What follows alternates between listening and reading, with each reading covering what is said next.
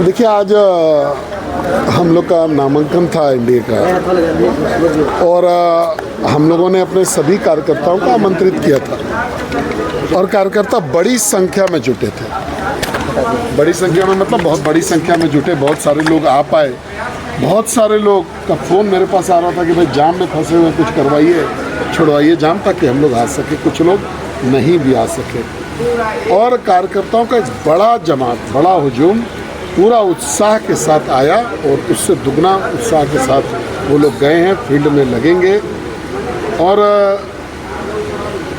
भारत को विश्व गुरु बनाने का जो अभियान है नरेंद्र मोदी जी का, उसको पूरा करने में पूरी तरह से लग जाएंगे। हमको किसी के बात पे टिप्पणी नहीं करना, लेकिन एक बात आपको समझना पड़ेगा, इस देश की जनता को भी समझना है कि जब राम मंदिर बना तो मंदिर का निमंत्रण जो है इंडिया गठबंधन के लोगों को भी दिया गया था, लेकिन उसमें से कोई भी व्यक्ति नहीं आया और आज तक कोई दर्शन करने को नहीं गए। एक गए थे बेचारे आचार्य प्रमोद जी, उनको कांग्रेस ने पार्टी से निकाल दिया। तो ये राम का सम्मान उनके लिए है। अब कौन क्या बोलता है नहीं बोलता है उसको मुझे काउंटर नहीं करना, बट लेकिन अगर आप देखेंगे तो इनके नज़र में, इंडिया गठबंधन के नज़र में राम का इतना ही सम्मान है इस देश में। देखिए, राम विकास का दूसरा रूप भी है। आज आप अयोध्या जाइए तो वहाँ पर जो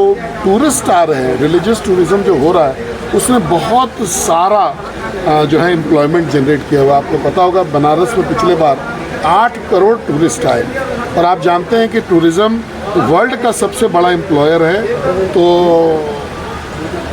वोट मांगना चाहिए, विकास के नाम पर वोट मांगना चाहिए और वही हम लोग करते हैं। आज मेरा अगर आप देखेंगे तो 60वां दिन है प्रचार का। पिछले 60 दिनों से मैं प्रचार कर रहा हूँ और लगभग 1000 गांव तो ज़रूर पूरे हो गए होंगे मुझे जाते हुए। और बचा हुआ जो 19 दिन है, तो जो बचा हुआ जनसंपर्क है या जहाँ जाना नहीं हो पाया है या जिन लोगों से नहीं मिलना हो पाया, उन लोगों से मिलने का प्रयास करेंगे। अधिक से अधिक लोगों तक टच करेंगे।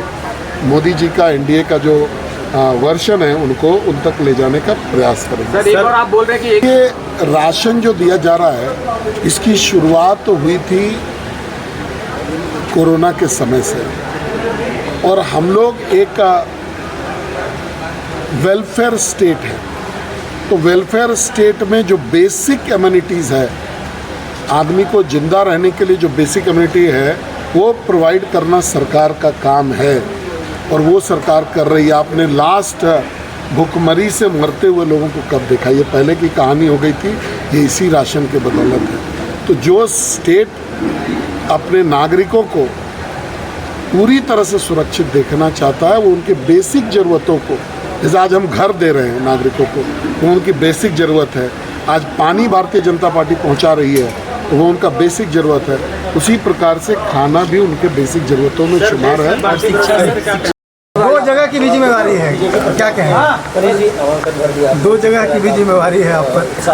निश्चित है, चूँकि गठबंधन है और गठबंधन धर्म के तहत हमारा दल निश्चित तौर पर एक साथ, हम लोग एकजुटता के साथ है और 13 जगह पर भारतीय जनता पार्टी और एक जगह पर आछू चुनाव लड़ रही है। और निश्चित है इस बार हम लोग 14 का 14 सीट मोदी जी के खाते पर हम लोग ऐड करेंगे। पिछले बार 2 सीट कम आया था, लेकिन इस बार 14 का 14 सीट आएगा। हजारीबाग में क्या देखा आपने, कैसा लगा? हजारीबाग का भीड़ और जनसैलाब भी बताता है कि आने वाला समय हजारीबाग के लिए रिकॉर्ड, तो पिछले सारे रिकॉर्डों को ब्रेक करेगा और मनीष जायसवाल जी उम्मीदवार है।